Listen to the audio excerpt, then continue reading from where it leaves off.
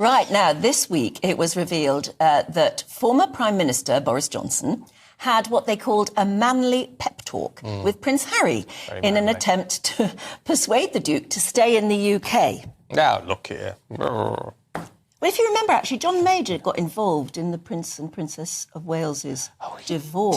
Did. I'd forgotten about that. Years and years ago. Well, So maybe this is something the royal family do if it's a really difficult situation. Well, he wasn't the man to talk about... He wasn't the man to tell Charles about having an affair, was he? No, he really wasn't. So it turned out. Anyway, Mr Johnson was asked by Downing Street and Buckingham Palace officials to step in, as we were saying. Now, as Harry is due to visit the UK tomorrow, should we consider, as if it's our thought at all, to welcome back the Sussexes with open arms? Don't really know how we conflate the two issues. Anyway, let's talk to former Royal Gardener Jack Stooks. Shockwaves rippled through the British press this week as a fiery debate erupted over Prince Harry and Meghan Markle's rumoured return to the UK. Once hailed as the modern face of the monarchy, the Sussexes are now facing a wall of scepticism and fury. The question dominating headlines tonight: can Britain ever trust them again?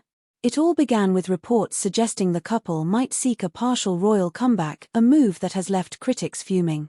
In heated talk shows and opinion panels, commentators didn't hold back. One guest thundered, "They wanted independence, now they want relevance." Across social media, the backlash was immediate. Supporters called it a chance for reconciliation, but others branded it a PR stunt, accusing the pair of trying to rewrite history after years of attacks on the royal family. One viral post summed up the sentiment: "You can't burn the bridge and expect to cross it again. Trust. It's the one word that haunts Harry and Meghan's possible return." After interviews, documentaries, and memoir revelations, the royal institution remains wary. Palace insiders insist there's no path back without accountability. But are the Sussexes ready to face the consequences? While Prince William pushes forward with duty and diplomacy, Harry's name sparks debate and division. Analysts suggest that any UK reappearance could reignite tensions not just within the monarchy, but among the British public still nursing deep resentment. For a couple who once promised a new royal era, the Sussexes now face a harsh reality. Can a nation forgive what it perceives as betrayal? Or has the door to Buckingham Palace finally closed for good? And royal commentator Richard Fitzwilliams. Morning to you both. Morning. Richard, what do you think? Do we need to forgive and forget? Well, firstly, I mean, they don't want to come back, and at the moment, absolutely not. I mean, you're dealing with an institution that's serious if they actually came back. I mean, in some hypothetical form, you'd have a circus. Every single royal event that involved the Sussexes, you'd have the focus on them and so forth. It would, in reality, be completely impractical if you consider that in the past 4 years they've conducted a guerrilla war against the royal family. They've done enormous damage to it, and indeed, if you look at the 18 to 24-year-old group, which is disenchanted with the institution, but where they do have support, it's the only, if you look at the polls, this is the only place the Sussexes actually have support. This is one of the results of the Oprah interview, the 6-hour Harry and Meghan Netflix documentary where they had talking heads rubbishing the Commonwealth, Spare and those ill-advised interviews around it, and also let's ask a question too. When did the Sussexes last say something that was favourable about the royal family? I can't think. Indeed, in theory, they want an apology for the way that Harry believes Meghan was badly treated when they were senior working royals. So, I mean, the answer's absolutely no. You could say it 3 times and imitate Margaret Thatcher if you like, but, I mean, there's no way they are going to come back. They don't want to. They're happy in California, supposedly. And most certainly, they're the issue of trust. Who would trust them? No.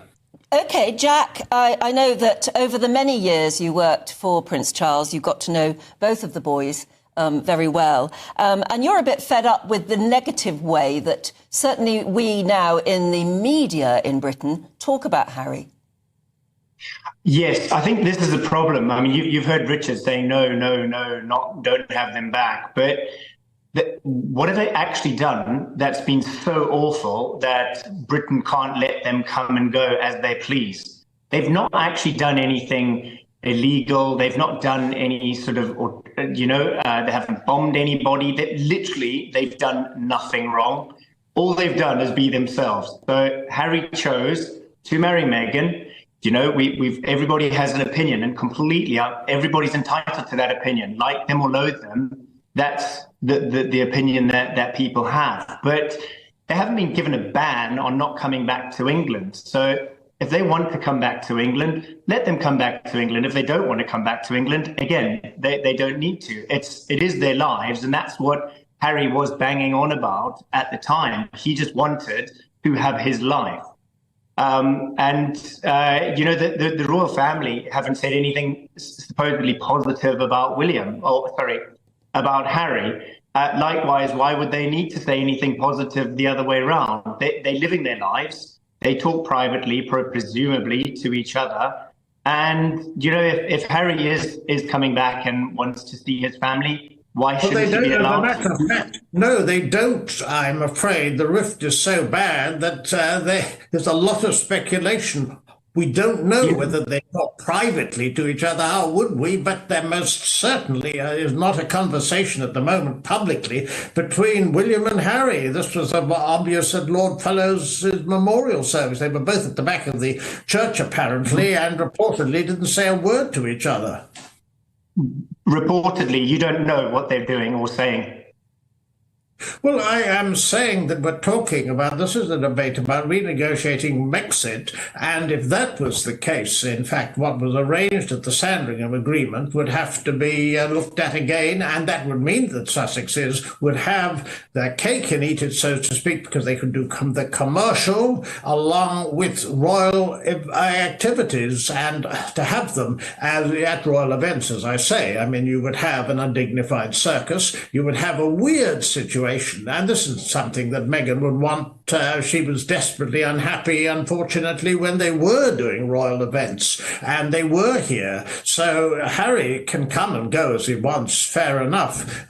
His relationship with the rest of the royal family, I mean, there's a deep rift, we know. We also know, and we all are aware, that King Charles and, of course, the Princess of Wales are fighting cancer. It's a dreadfully difficult time for the royal family. So let us hope that it could be some form of reconciliation. But we're not talking about renegotiating Brexit. I mean, that's just bizarre.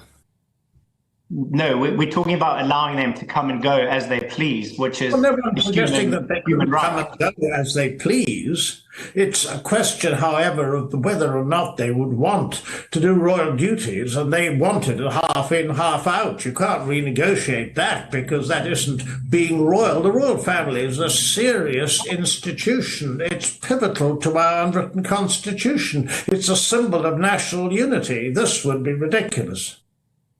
Final word, Jack? Sorry. Final word from you, Jack. I think, this is ridiculous. Rich is banging on about that they shouldn't be allowed back in. Harry can, but Meghan can't. I mean, who are we to decide whether Harry can bring his wife to and from England? It's none of his business or ours. Well, yes, but it's not, as Richard said, it's not whether they can come and visit the country, is it? It's whether they come back and have any royal role here. If the king, like we know full well, he is unwell. We know that the Princess of Wales is unwell. Normally, you do actually want your family and friends around you to help and support. Well, if Harry's, I don't know, but Harry might be coming back to say, look, I'm here if you need me. I'm here to support if you need me. Things have happened in the past. Things will happen in the future. We can't decide what the rights and wrongs of what they're going to do. Obviously, we're all on our own path. But allowing them to come back in, and if he wants to take on the role, and if the king says, please, actually, can you do this for me? Who are we to say that Harry shouldn't? That won't happen, but essentially at the basis of this, there's trust. And the royal family, with reason, don't trust the Sussexes. I'm afraid that is a situation, and very, very definitely there is no renegotiation of Brexit on offer. OK, you two. We've got to leave it there. Thanks very much indeed, Jack Stoops and Richard Fitzwilliams. Yeah. And there's no doubt, actually, the overwhelming opinion of you guys watching at the moment, saying that they wouldn't trust a brother who did that to them. That's their opinion of Harry. But anyway, we really don't know whether they want to come back at all. And you get the feeling that I don't think she'd want to come back. No, anyway. I don't think she's not interested. I don't Whereas think he still has family here. I don't think she'd ever set back foot in this country, to be honest. I don't think so either.